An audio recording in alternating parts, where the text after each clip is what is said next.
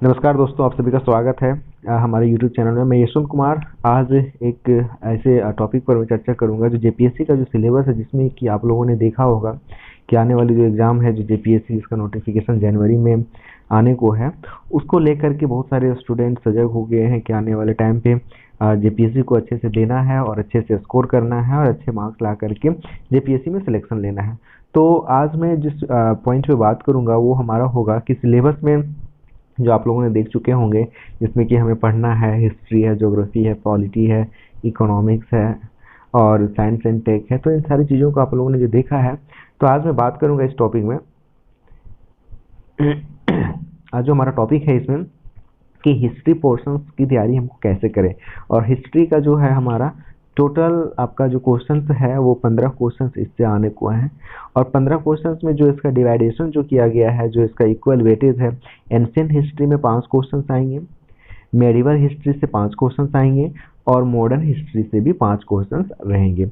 तो देखिए सभी क्वेश्चंस, सभी सेक्शंस का जो है इक्वल वेट दिया गया है 5-5 क्वेश्चंस का, और प्रत्येक क्वेश्चंस का जो वैल्यू है मार्क्स का वो है 2 मार्क्स का। यानी कहने का मतलब है कि 30 मार्क्स जो है हमारा वो सिर्फ और सिर्फ हिस्ट्री पोर्शन से आने को है। तो हमें थोड़ा समय अच्छा से देना है हिस्ट्री पोर्शंस को और हिस्ट्री को बाकायदा अच्छे से कंप्लीट करना है। तो आज हम इस वीडियो में बात करेंगे कि एंशिएंट हिस्ट्री में हमें कौन कौन से चैप्टर पढ़ने हैं और उस चैप्टर के कौन कौन से हमें टॉपिक को कंप्लीट करना है। तो चलिए हम बात करते हैं सबसे पहले एंशिएंट हिस्ट्री की। एंशिएंट हिस्ट्री में सबसे पहला जो हमने चैप्टर जो यहाँ पे हमारे जो सिलेबस में है जो पढ़ना है एंशिएंट हिस्ट्री में, क्योंकि देखिए सिलेबस में आपको स्पष्ट लिख दिया है एंशिएंट हिस्ट्री। एंशिएंट हिस्ट्री में जो जो भी आपका इंपॉर्टेंट चैप्टर्स हैं वो सारे आपको कंप्लीट करने हैं। तो पहला जो चैप्टर है हमने यहाँ पे जो देख रहे होंगे आप हमारे स्क्रीन में, प्री हिस्टोरिक कल्चर। कहने का मतलब है कि जो हमारा हिस्ट्री का जो सबसे पहला यानी एंशिएंट टाइम पे जो हमारा कल्चर रहा है हिस्ट्री का, वो क्या रहा है। तो उस समय का जो हमारा आयरन एज और आयरन एज का क्या इम्पैक्ट रहा है, साथ ही साथ में जो हमारे इंडियन हिस्ट्री में, यानी इंडियन हिस्ट्री कहने का मतलब है जो हमारे हिस्ट्री इतिहास जब शुरुआत की दौर था, तो उस समय को हम लोगों ने किस तरह से उसको एक पीरियड, एक स्लॉट में, टाइम स्लॉट में किस तरह से हम लोग डिवाइड किए हैं, उस चीज़ को पढ़ना है। उसके बाद हम लोगों को स्टोन एज के बारे में पढ़ना है, जो हम लोग आपके स्टोन एज है, जैसे कि उसके बाद आयरन एज के बारे में पढ़ना है, और आयरन एज और स्टोन एज का क्या इम्पैक्ट हमारे कहने का मतलब प्री हिस्ट्री में क्या क्या इफेक्ट पड़े हैं। तो ये हमारा फर्स्ट चैप्टर है, जिस चैप्टर का नाम है pre historic culture in India. And second chapter की अगर बात करें हम, तो सेकेंड चैप्टर होगा हमारा pastoral and farming communities. Pastoral का मतलब हो गया एक प्रकार से कि जो एक प्रकार से एक्टिविटीज जो होते हैं, जैसे लोकल एरिया पर, गांव देहात में, या जब हमारा हिस्ट्री डेवलप हो रही थी, तो उस वक्त का जो हमारा पीरियड था, किस तरह से वहाँ पे पास्टोरल, किस तरह के लोग फार्मिंग करते थे, किस तरह का पास्टोरल करते थे, क्या क्या चीज़ें वे लोग पालते थे, क्या क्या चीज़ों का वे लोग फार्मिंग करते थे, इन सब चीज़ों को भी जानने का ज़रूरत है। तो उसमें हम लोग देखेंगे जो आयरन फेज है, लोह का जो हमारा फेज है उसको देखेंगे। साथ ही साथ में जब फार्मिंग की बात हो रही है यहाँ पे हिस्ट्री में, हमारे प्री हिस्ट्री के पीरियड में, टाइम में, एंशिएंट वाले में, तो इसमें हम लोग ज्योग्राफिकल डिस्ट्रीब्यूशंस के बारे में पढ़ेंगे। ज्योग्राफिकल डिस्ट्रीब्यूशंस कहने का मतलब है कहाँ की लैंड्स किस तरह की थी, लैंड फॉर्म्स क्या थे, और कहाँ पे लोग किस तरह की चीज़ों को पास्टोरल कर रहे थे और फार्मिंग कर रहे थे, और वहाँ के कम्युनिटी कौन कौन से थे। ज्योग्राफिकल डिस्ट्रीब्यूशंस के साथ साथ इसके कैरेक्टरिस्टिक्स को भी आनेंगे कि आखिर इस तरह की ज्योग्राफिकल डिस्ट्रीब्यूशंस की क्या क्या विशेषताएं थी। ये तो हमारा दूसरा चैप्टर था, पास्टोरल एंड फार्मिंग कम्युनिटीज। तीसरा चैप्टर के रूप में अगर हम देखते हैं, तो तीसरा चैप्टर जो हमारा वेरी वेरी इंपॉर्टेंट, बहुत ही इंपॉर्टेंट चैप्टर है हमारा, Indus valley civilisation. Indus valley civilisation में बहुत सारे क्वेश्चंस आते हैं और ये बहुत इंपॉर्टेंट चैप्टर है हिस्ट्री के लिए। अगर हम एंशिएंट हिस्ट्री की बात करें तो इसमें से हम लोगों को पहला पढ़ना है कि इंडस वैली सिविलाइजेशन के समय में कौन कौन से साइट हमें मिले हैं, कौन कौन से स्थान मिले हैं। उस वक्त का जो टाउन की जो प्लानिंग होती थी, शहर तो नहीं है ना, तो जो टाउन का जो सेटलमेंट होता था उस तरह किस तरह से प्लानिंग हुआ करता था। उसके बाद हड़प्पन टाइम पे, हड़प्पन आने से इंडस सिविलाइजेशन जो है, उस टाइम का जो हड़प्पन ट्रेड था, उस टाइम किस तरह से व्यापार चलती थी, लोग किस तरह से एक प्रकार से अपना कारोबार करते थे। तो हम जब कारोबार को पढ़ चुके हैं, उसके बाद यहाँ पे नेक्स्ट इसी चैप्टर का इम्पोर्टेंट है कि उस टाइम का जो एग्रीकल्चर फेज था वो एग्रीकल्चर लोग किस तरह से करते थे और किस तरह के कृषि को वो लोग ज़्यादा प्रैक्टिस करते थे। देन आफ्टर हम लोग पढ़ेंगे कि लोग वहाँ पे किस तरह से एनिमल को डोमेस्टिकेशन करते थे, वहाँ जो उस समय का जो पीरियड था इंडस वैली सिविलाइजेशन का, तो उस वक्त जो है लोग एनिमल को घर में पालते थे, तो किस किस तरह के एनिमल को वो लोग पालते थे और क्या उससे उन लोग का एक प्रकार से जो रियल लाइफ में था उन लोग सरवाइव करने के लिए किस तरह की चीज़ों को करते थे। तो हमने एग्रीकल्चर को देखा, डोमेस्टिकेशंस को देखा, हड़प्पन टाइम का जो ट्रेड था, बिजनेस था, उस चीज़ को देखा हम लोगों ने, टाउन को कैसे सेटलमेंट किया, मेजर सिटीज़ कौन कौन है, ये बहुत इंपॉर्टेंट टॉपिक है। उसके बाद हम लोग बात करेंगे कि हड़प्पन सिविलाइजेशन के टाइम में क्राफ्ट्स कौन कौन से थे, क्या क्या उन लोग बनाते थे, बुनते थे, क्राफ्ट करते थे, और उस वक्त का धर्म क्या था, रिलीजन क्या था, लोगों का धार्मिक आस्थाएं, बिलीव क्या था, इसके बारे में जानना हमें जरूरी है। उसके साथ साथ में हड़प्पन टाइम के पोट्री के बारे में, उस टाइम के किस तरह की चीज़ों को बनाया जाता था, जैसे बहुत सारे ऐसे प्रूफ मिलते हैं हमारे पास बर्तनों का, तो इन सब चीज़ों को भी हमें पढ़ना है। उस वक्त के समय में लोग कैसे चीज़ों को वेट करते थे और मेजर करते थे, हड़प्पन टाइम के पीरियड में या इंडस सिविलाइजेशन के टाइम के पीरियड में लोग किस तरह से चीज़ों को मापते थे, तोलते थे और मेजर करते थे, ये हो गया। देन आफ्टर हम लोग पढ़ेंगे कि उस समय के लोग किस तरह से स्क्रिप्ट एंड लैंग्वेज, किस तरह से वो लोग लिखते थे, कौन सा देवनागरी लिपि नहीं बात करेंगे, मतलब किस तरह की लिपि का उन लोग यूज़ करते थे, स्क्रिप्ट का यूज़ करते थे, लैंग्वेज का यूज़ करते थे, किस तरह की भाषाओं का यूज़ करते थे, और किस तरह के वे लोग इमेज यानी पिक्चर्स बनाते थे या फिर तस्वीरें बनाते थे। उसके बाद जब हम देख चुके हैं कि जब इंडस वैली सिविलाइजेशन यहाँ तक का दौर हम लोगों का पहुँचा, पहले उन लोगों का हम लोग जो मेजर सिटीज़ है जाना, उन लोगों के बारे में, टाउन प्लानिंग के बारे में जाना, हड़प्पन ट्रेड के बारे में जाना, एग्रीकल्चर के बारे में जाना, उन लोगों के एनिमल डोमेस्टिकेशंस के बारे में समझा, क्राफ्ट के बारे में, रिलीजन्स के बारे में, उन लोग जो इस तरह से हड़प्पन में पॉटरी बनाते थे, वेट एंड मेजर्स के बारे में देखा, स्क्रिप्ट एंड लैंग्वेज हो गया, इमेजेस हो गया। अब इन सारे पीरियड के बाद ये आखिर डिक्लाइन कैसे हुआ, तो लास्ट जो टॉपिक इस चैप्टर का होगा हमारा वो होगा कि डिक्लाइन ऑफ हड़प्पन कल्चर, आखिर हड़प्पन कल्चर का डिक्लाइनेशन कैसे हुआ।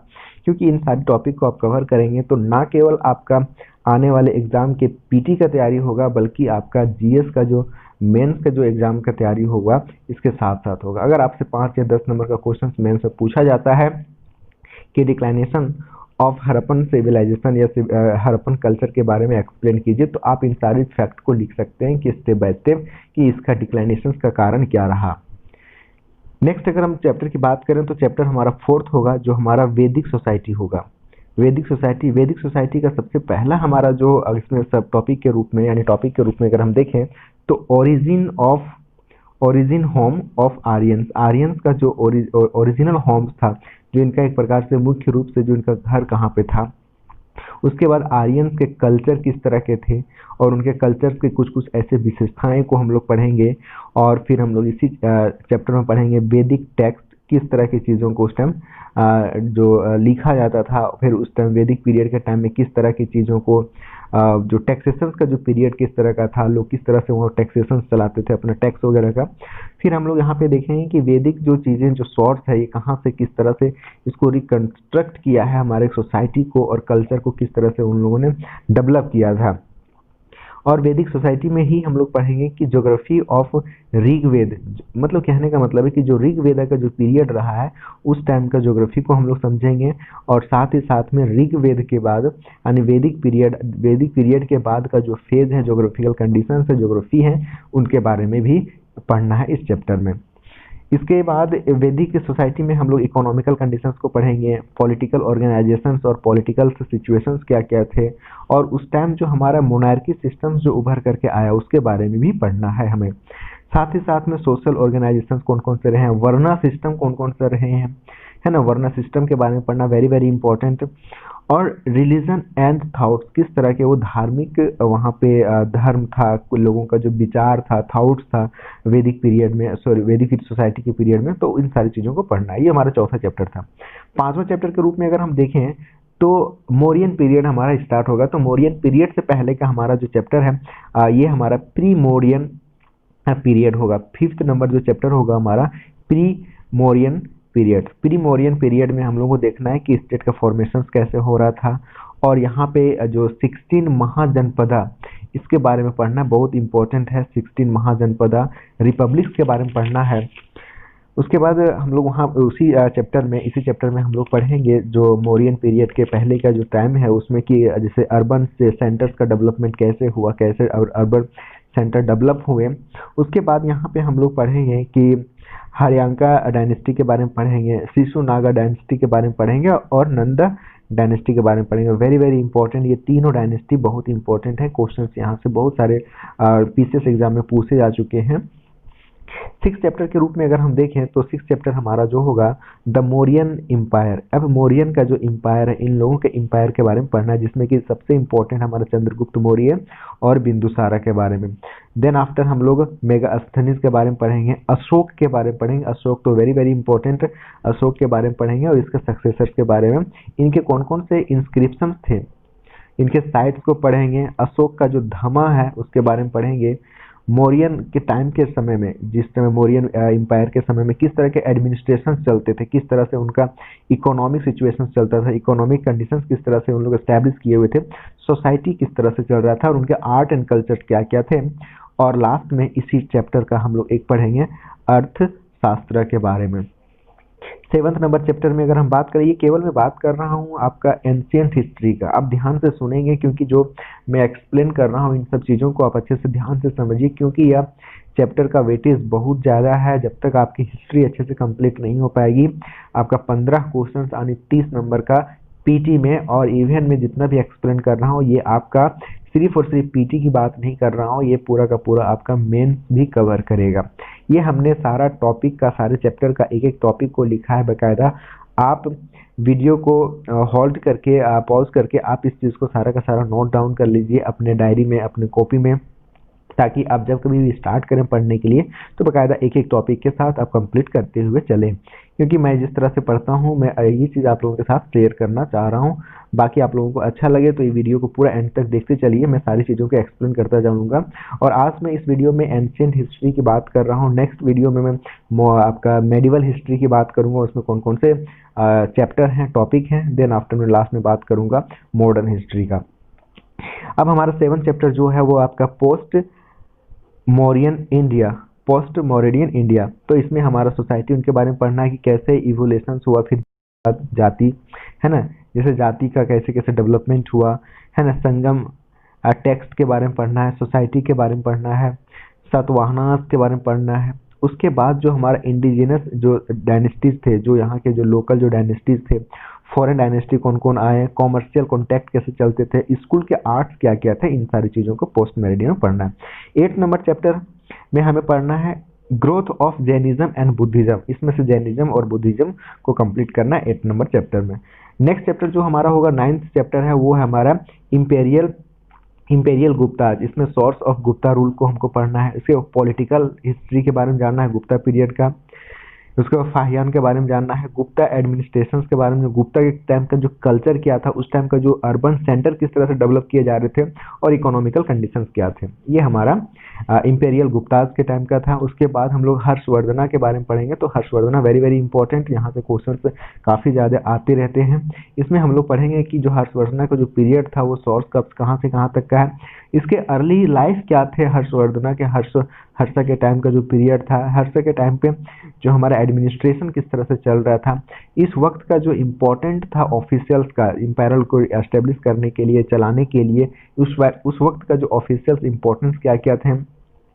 इसमें भी हम लोगों को इकोनॉमिकल स्ट्रक्चर्स के बारे में पढ़ना है कि हर्षवर्धना के टाइम में इकोनॉमिकल का जो किस तरह से मेंटेन किए जाते थे, सोसाइटी क्या क्या था, रिलीजन क्या क्या था। हर्षवर्धना कंप्लीट होने के बाद लास्ट हमारा जो चैप्टर बचता है एंशिएंट हिस्ट्री का, वो है हमारा कि साउदर्न डायनेस्टी। साउदर्न डायनेस्टीज में लास्ट हमें 3-4 टॉपिक इसमें करना है। एक तो हमें करना है सातवाहनास के बारे में पढ़ना है, जो सातवाहनास के बारे में पढ़ना है जो हमारा साउदर्न डायनेस्टी है। नेक्स्ट हमारा पल्लाव्स के बारे में पढ़ना है ना।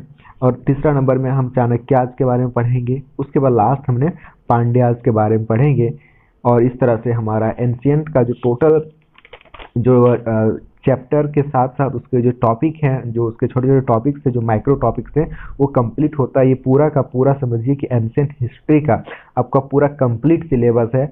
आप इसको बाकायदा बहुत अच्छे तरीके से इसका नोट्स बनाइए, पढ़िए। और मैं बताना चाहूँगा कि इसका जो सोर्स है आपका पढ़ने के लिए, वो आप 11th क्लास के एनसीईआरटी को अगर आप पढ़ते हैं पूरा 11th क्लास के एनसीईआरटी को, तो आपका बहुत ज़्यादा ये सिलेबस बिल्कुल कंप्लीट हो जाएगा। तो आप 11th क्लास के एनसीईआरटी को कंप्लीट करें, या फिर अगर अदर बुक अगर आप पढ़ना चाहते हैं तो पढ़ सकते हैं, लेकिन सबसे पहले आप प्रायोरिटी या सबसे पहले प्रेफरेंस आप एनसीईआरटी को दें।